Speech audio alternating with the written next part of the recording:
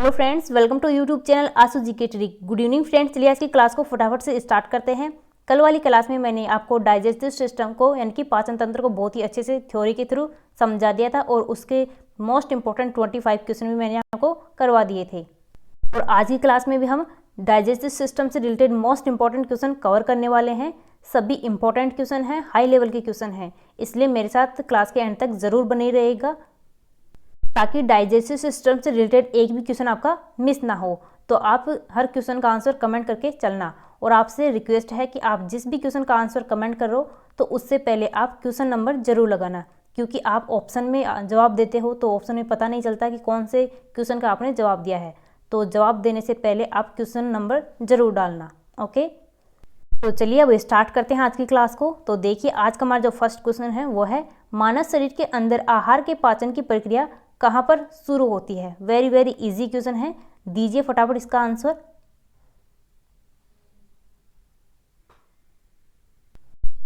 तो देखिए, बिल्कुल राइट बताया आपने, ऑप्शन डी मुख। मानव शरीर के अंदर जो आहार होता है, भोजन होता है, उसका जो पाचन होता है वो कहाँ पर स्टार्ट होता है सबसे पहले, तो ये होता है मुख में। तो ऑप्शन यहाँ पर डी आपका बिल्कुल करेक्ट है। नेक्स्ट क्वेश्चन देखिए, नेक्स्ट है, यकृत द्वारा निकालने वाले बाइल जूस का क्या काम होता है। तो जल्दी से बताइए इसका करेक्ट आंसर क्या है।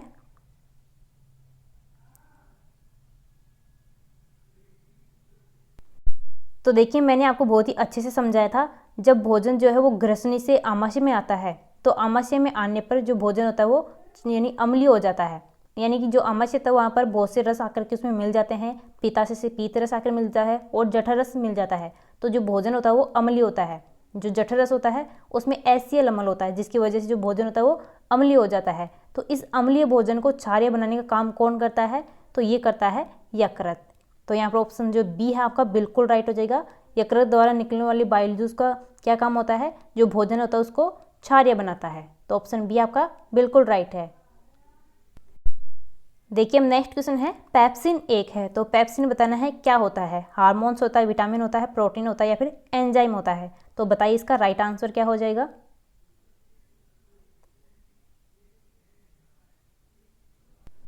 बिल्कुल करेक्ट बताया आपने, ऑप्शन डी एंजाइम। जो पेप्सिन होता है क्या होता है, ये एंजाइम होता है। देखिए, जो पेप्सिन एंजाइम होता है इसका काम क्या होता है, तो इसका काम जो होता है प्रोटीन को सिंपल फॉर्म में कन्वर्ट करता है, ये इसका काम होता है। चलिए देखते हैं नेक्स्ट क्वेश्चन। तो देखिए, नेक्स्ट क्वेश्चन है, निम्नलिखित में से डिओडेनम किसका भाग है। तो यहाँ पर आपको 4 ऑप्शन दिए गए हैं, इनमें से आपको बताना है जो डिओडेनम होता है वो किसका पार्ट होता है।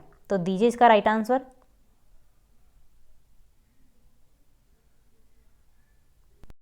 प्लीज आप अपना आंसर क्वेश्चन नंबर के साथ में लगाइए।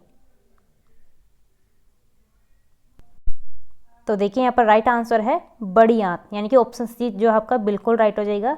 जो ड्यूडेनम होता है वो किसका भाग होता है, बड़ी आंत का भाग होता है। तो ऑप्शन सी आपका बिल्कुल राइट है। अगला क्वेश्चन है हमारा, विटामिन्स क्या होते हैं। तो यहाँ पर आपको बताना है विटामिन्स क्या होते हैं। जीवित जीव होते हैं, कार्बनिक यौगिक होते हैं या फिर अकार्बनिक यौगिक होते हैं या फिर इनमें से कोई नहीं।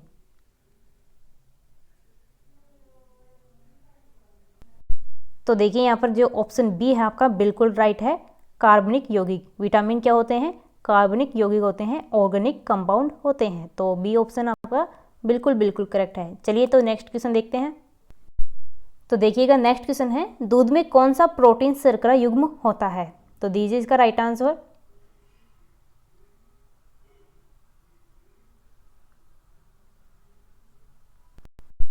तो देखिए, यहाँ पर ऑप्शन डी जो है आपका बिल्कुल राइट हो जाएगा, कैसिन और लैक्टोज। दूध में कौन से प्रोटीन शर्करा होते हैं, कैसिन होता है और लैक्टोज होता है। तो ऑप्शन डी जो है आपका यहाँ पर राइट हो जाएगा। देखिए, नेक्स्ट क्वेश्चन है, मवेशी घास निकलने के उपरांत उसे किसमें संग्रहित करते हैं। तो बताइए इसका करेक्ट आंसर।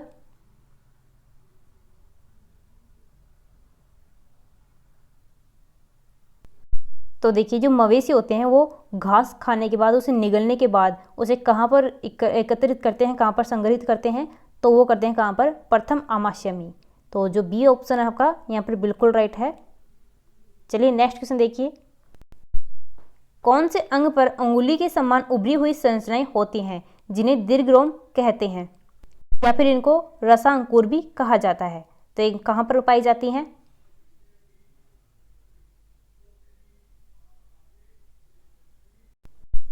तो बिल्कुल राइट बताया आपने, ऑप्शन ए छोटी आंत। जो अंग यानी जो छोटी आंत होती है वहाँ पर उंगली के समान उभरी हुई संरचनाएं पाई जाती हैं, जिन्हें क्या बोला जाता है? दीर्घरोम या फिर रसांकुर बोला जाता है। तो ऑप्शन ए जो है आपका बिल्कुल राइट हो जाएगा यहाँ पर। चलिए अब तो नेक्स्ट क्वेश्चन देख लेते हैं।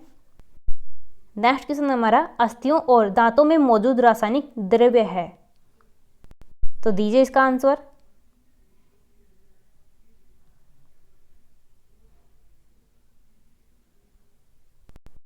तो देखिए इसका जो राइट आंसर है वो है ऑप्शन सी, यानी कि कैल्शियम फास्फेट। अस्थियों और दांतों में मौजूद रासायनिक द्रव्य कौन सा होता है?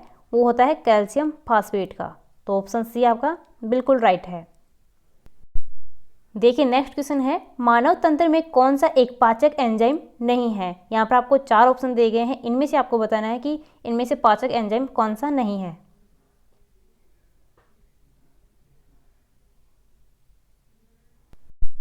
तो देखिए यहाँ पर मैंने आपको बताया था कि जो टाइलिन होता है ये भी पाचक तंत्र में पाया आता है, और जो ट्रिप्सिन और पेप्सिन होता है ये भी पाचन तंत्र के अंग, यानी कि कौन से एंजाइम होते हैं? पाचन तंत्र जो होता है उसके एंजाइम होते हैं। तो देखिए यहाँ पर ऑप्शन बी जो आपका गैस्ट्रीन, जो गैस्ट्रीन एंजाइम होता है ये पाचक तंत्र का नहीं पाए जाते हैं उसमें। तो बी ऑप्शन आपका बिल्कुल करेक्ट हो जाएगा। चलिए नेक्स्ट क्वेश्चन देखते हैं। अगला क्वेश्चन देखिए, मानव शरीर में सबसे बड़ी ग्रंथि कौन सी है? तो यहाँ पर आपको ग्रंथि बतानी है, ग्लैंड बतानी है, सबसे बड़ी कौन सी होती है मानव शरीर में। लगाइए अपना आंसर।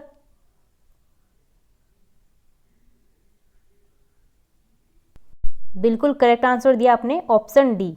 जो लीवर होता है वो सबसे बड़ी ग्रंथि होती है, ग्लैंड होती है मानव शरीर की। तो डी ऑप्शन आपका यहाँ पर बिल्कुल राइट है। चलिए तो नेक्स्ट क्वेश्चन देखते हैं। निम्न में से यौगिकों के किस समूह को सहायक आहार कारक कहा जाता है? तो बताइए किसको कहा जाता है सहायक आहार कारक?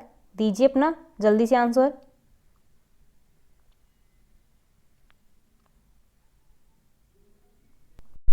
तो देखिए जो विटामिन होता है इसको सहायक आहार कारक बोला जाता है। तो बी ऑप्शन आपका बिल्कुल बिल्कुल राइट है यहाँ पर, विटामिन। नेक्स्ट क्वेश्चन है, मुख में मंड यानी कि जो स्टार्च होता है इसका शर्करा में पाचन किसके द्वारा होता है? तो यहाँ पर आपको एंजाइम बताना है, कौन से एंजाइम के द्वारा जो स्टार्च होता है उसका शर्करा में पाचन किया जाता है।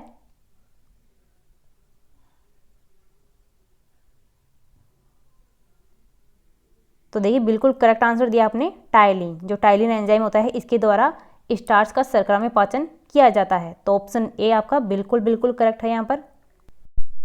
अगला क्वेश्चन देखिए, डायस्टेज एंजाइम का स्रोत है। तो यहाँ पर आपको सोर्स बताना है, स्रोत बताना है, कौन सा होता है डायस्टेज का।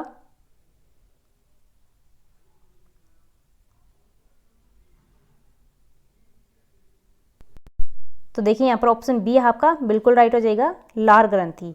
डायस्टेज जो एंजाइम होता है इसका स्रोत कौन सा होता है? लार ग्रंथि। चलिए तो अगला क्वेश्चन देखते हैं। निम्नलिखित में से कौन सा प्रोटीनों यानी कि एंजाइम प्रोटीन को पेप्टोन में बदलता है? तो बताइए वो एंजाइम कौन सा है जो कि प्रोटीन को किस में चेंज करता है? पेप्टोन में।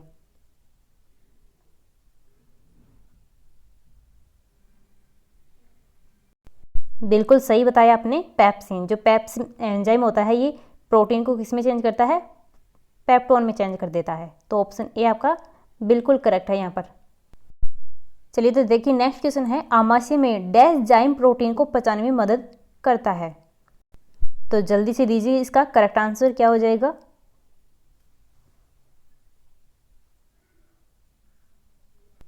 देखिए अभी पिछले क्वेश्चन में मैंने आपको बताया है जो प्रोटीन होता है इसका पचन किस में किया जाता है? तो किया जाता है पेप्टोन में। तो अब आप इजीली बता सकते हैं इसका करेक्ट आंसर क्या होगा।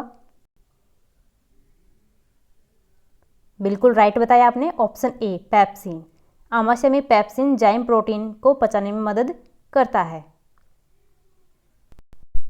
नेक्स्ट क्वेश्चन हमारा, मनुष्य के जीवन काल में कितने दांत 2 बार विकसित होते हैं? तो बताइए इसका राइट आंसर। तो देखिएगा यहाँ पर ऑप्शन बी जो है आपका बिल्कुल यहाँ पर राइट हो जाएगा, 20 दांत। मनुष्य के जीवन काल में जो 20 दांत होते हैं वो दोबारा विकसित होते हैं। नेक्स्ट क्वेश्चन है, एक विवयस्क मानव में सामान्यतः होते हैं। तो यहाँ पर आपको चर्वनक बताना है, कितने चर्वनक होते हैं एक विवयस्क मानव में।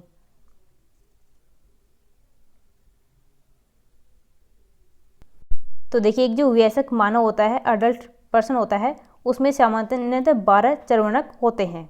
तो जो ऑप्शन डी है यहाँ पर आपका राइट हो जाएगा। नेक्स्ट क्वेश्चन देखिए, अब निम्न में से कौन सा अम्ल आमाशय रस में रहता है। तो मैंने बहुत ही अच्छे से आपको समझाया था, जब भोजन आमाशय में पहुंचता है तो उसमें बहुत से रस आकर के मिलते हैं। तो यहाँ पर आपको पूछा गया है कि आमाशय में कौन सा रस रहता है।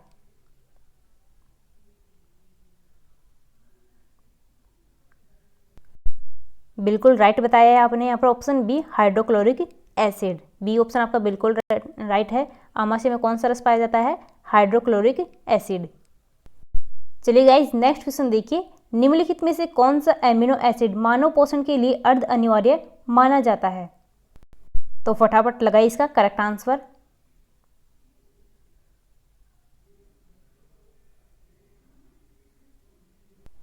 तो देखिए यहाँ पर जो हिस्टडीन है ऑप्शन ए, ये मानव यंजन की पोषण के लिए, मानव पोषण के लिए अर्ध अनिवार्य माना जाता है इस एसिड को। तो ऑप्शन यहाँ पर ए जो आपका बिल्कुल राइट हो जाएगा, हिस्टडीन। चलिए तो नेक्स्ट क्वेश्चन देखते हैं, एंजाइम के प्रोटीन भाग को क्या कहते हैं।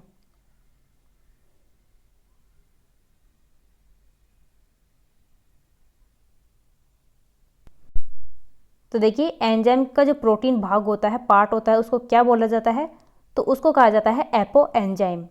तो देखिए फर्स्ट ऑप्शन आपका यहाँ पर बिल्कुल राइट हो जाएगा। क्या बोला जाता है, एंजाइम के प्रोटीन भाग को एपो एंजाइम बोला जाता है। चलिए तो नेक्स्ट क्वेश्चन देखते हैं। उससे पहले अगर आपको क्लास अच्छी लग रही है तो उसको लाइक और शेयर जरूर करना, और मेरे साथ क्लास के एंड तक जरूर बने रहिएगा। ओके चलिए तो देखते हैं नेक्स्ट क्वेश्चन हमारा, भोजन के वर्ग में प्रति यूनिट कैलोरी की मात्रा सर्वाधिक किसमें होती है। तो फटाफट लगाइए इसका आंसर।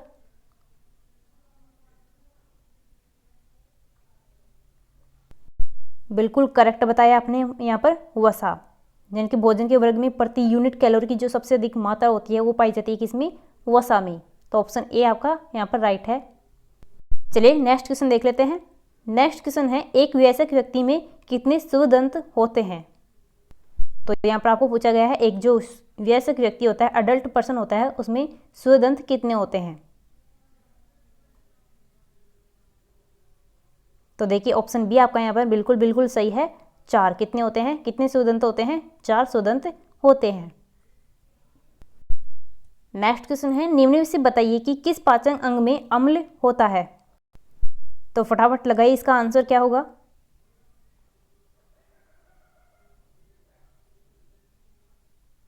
देखिए बिल्कुल सही बताया आपने यहाँ पर, ऑप्शन डी आमाशय।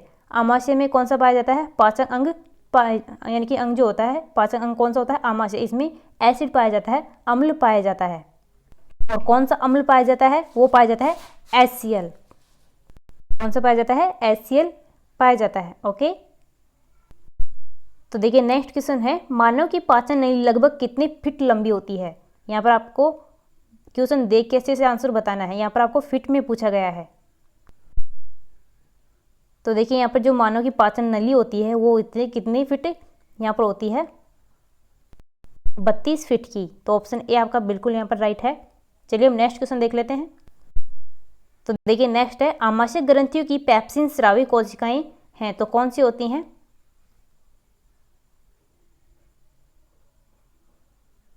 ये होती कौन सी, मुख्य कोशिकाएं।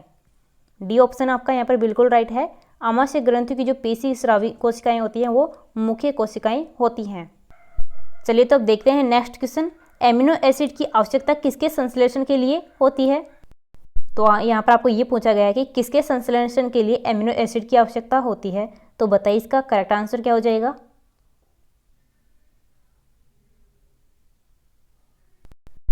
तो यहाँ पे देखिए जो प्रोटीन होता है इसके संश्लेषण के लिए किसकी आवश्यकता पड़ती है, तो पड़ती है किसकी, एमिनो एसिड की।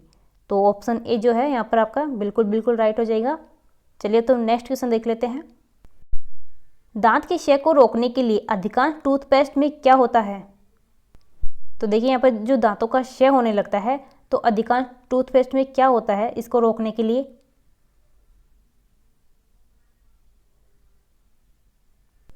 बिल्कुल सही आंसर दिया आपने, ऑप्शन डी फ्लोराइड। क्या पाया जाता है टूथपेस्ट में? फ्लोराइड, जिसकी वजह से जो दांतों का क्षरण होता है उसको रोका जाता है। चलिए नेक्स्ट क्वेश्चन देखिए, किस एंजाइम की उपस्थिति के कारण HIV अपना आकार अक्सर बदल लेता है? तो कौन से एंजाइम की उपस्थिति में बदलता है HIV अपना आकार, वो आपको बताना है यहाँ पर। तो बताइए इसका राइट आंसर।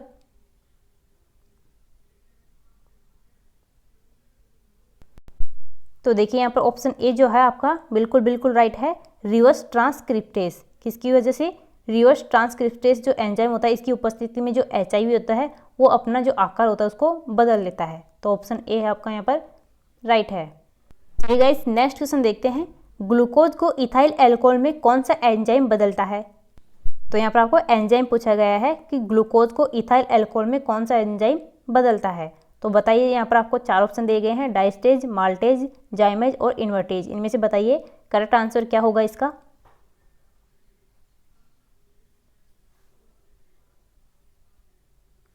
तो देखिए इसका जो करेक्ट आंसर है वो है जाइमेज एंजाइम।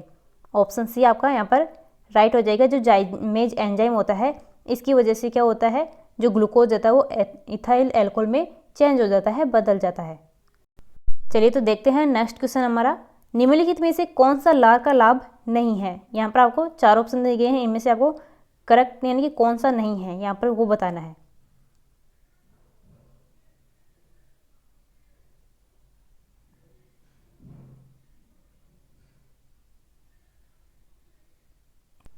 बिल्कुल राइट आंसर दिया आपने। कौन सा है? ऑप्शन ए, यह शरीर में RBC की वृद्धि करता है। क्या करता है? यह शरीर में RBC की वृद्धि करता है। ये बिल्कुल गलत है, यानी कि जो लार का लाभ होता है ये लार का लाभ नहीं है। और देखिए जो ऑप्शन बी है, यह होठों तथा जीभ की गति को अनुकूल बनाकर बोलने में मदद करती है। बिल्कुल राइट है। नेक्स्ट है, यह मुख तथा दांतों को साफ करती है। ये भी बिल्कुल राइट है। और नेक्स्ट है, ये निगलने में मदद करती है। ये भी बिल्कुल राइट है। तो यहाँ पर आपका जो राइट आंसर हो जाएगा वो हो जाएगा ऑप्शन ए।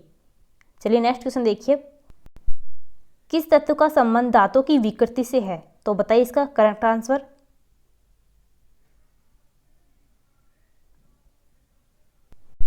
तो देखिए जो फ्लोरीन होता है इसका संबंध किससे होता है? दांतों की विकृति से होता है। तो ऑप्शन ए आपका बिल्कुल सही है यहाँ पर।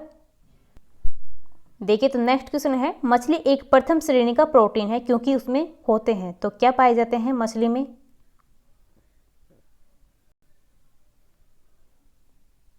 तो यहाँ पे देखिए ऑप्शन सी जो है आपका यहाँ पर बिल्कुल सही हो जाएगा, आवश्यक एमिनो अम्ल। क्या पाए जाते हैं मछली में? आवश्यक एमिनो अम्ल पाए जाते हैं, जिसकी वजह से जो मछली होती है एक प्रथम श्रेणी की प्रोटीन होती है। देखिए तो नेक्स्ट क्वेश्चन है, मनुष्य की जीभ के किस क्षेत्र तक कड़वाहट की संवेदना सीमित रहती है? तो फटाफट लगाइए इसका करेक्ट आंसर।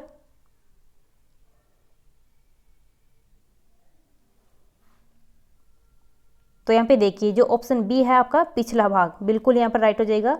मनुष्य की जीभ का जो पिछला भाग होता है वो किसके लिए होता है? वो कड़वाहट के लिए होता है। तो ऑप्शन बी आपका बिल्कुल राइट है। चलिए नेक्स्ट क्वेश्चन देखते हैं और आज का हमारा लास्ट क्वेश्चन है। तो देखिए अम्लीय श्रवण किसकी विशिष्टता है? तो बताइए जल्दी से इसका आंसर। जो अम्लीय श्रवण होता है वो किसकी विशेषता होती है?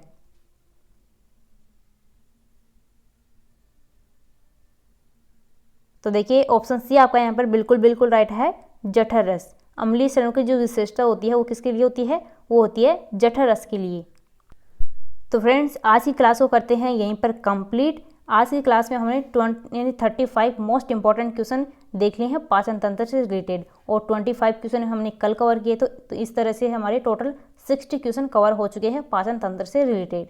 तो अगर आपको क्लास अच्छी लगी है तो उसको लाइक और शेयर जरूर करना, और आप चैनल पर नए हैं तो चैनल को सब्सक्राइब जरूर कर लेना और बेल आइकन को प्रेस कर लेना। तो चलिए मिलते हैं नेक्स्ट क्लास में न्यू टॉपिक के साथ में। Okay friends, thank you.